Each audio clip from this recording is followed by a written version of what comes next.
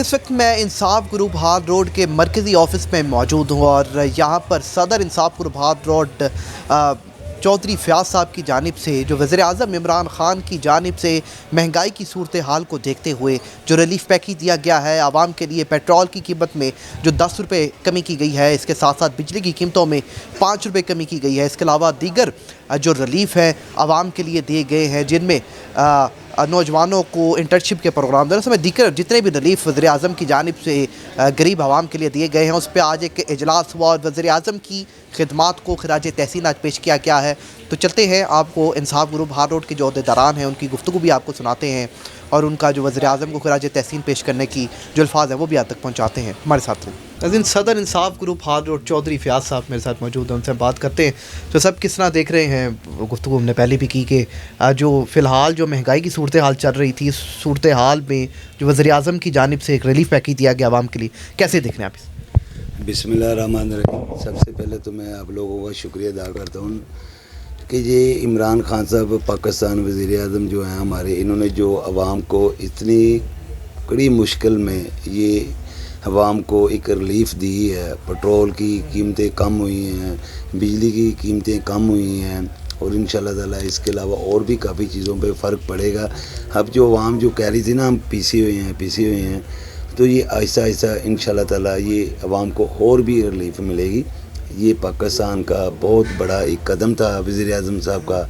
तो इंशाल्लाह ताला हम तवक्को करते हैं हमारे जो ताजर भाई हैं, जितने भी पाकिस्तान की जो मसले मसाइल, ये ताजर बरादरी जो पिस रही थी, अब ताजर बरादरी को रिलीफ मिलना शुरू हो गया और ताजर बरादरी को खुश होना चाहिए और अप्रिशिएट करना चाहिए वज़ीर आज़म पाकिस्तान को कि उन्होंने हमें रिलीफ दी है। अच्छा, तो साहब जो तहरीक अदम एतमाद की अक्सर बातें बात करते हो सियासी तहरीक अदम एतमाद को आप किस तरह देख रहे हैं? और सर ये तो एक ड्रामा चल रहा है, एक शूटिंग चल रही है, खाने पक रहे हैं, खाने खा रहे हैं, ये पुतली का तमाशा लगा हुआ है। ये तमाशा ही रहना, इसके अलावा और कुछ भी नहीं है।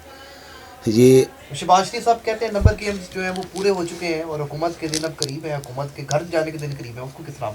सर ये तो शुरू से कह रहे हैं, जब से ये तहरीक इंसाफ की गवर्नमेंट आई है ना, शुरू से यही कह रहे हैं।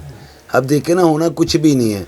अब जो ये 12-12 साल 15-15 साल जिन लोगों को ये कभी अच्छे ही नहीं समझते थे, हाथ मिलाना पसंद नहीं करते थे, अब जो उनके पास जा रहे हैं, गुलदस्ते लेके जा रहे हैं, खाने खा रहे हैं, कभी वो उधर जा रहे हैं, कभी ये उधर जा रहे हैं। तो ये सब एक ड्रामा है। आपके सामने ये रिज़ल्ट होगा, ये बिल्कुल थोम की तरह जो है ये बैठ जाएंगे, कुछ भी नहीं होना। ये गवर्नमेंट जो है पाकिस्तान की, ये 5 साल तहरीक इंसाफ की गवर्नमेंट पूरी करेगी और इंशाल्लाह ताला उसके बाद भी ये पाकिस्तान तहरीक इंसाफ की गवर्नमेंट ही आएगी।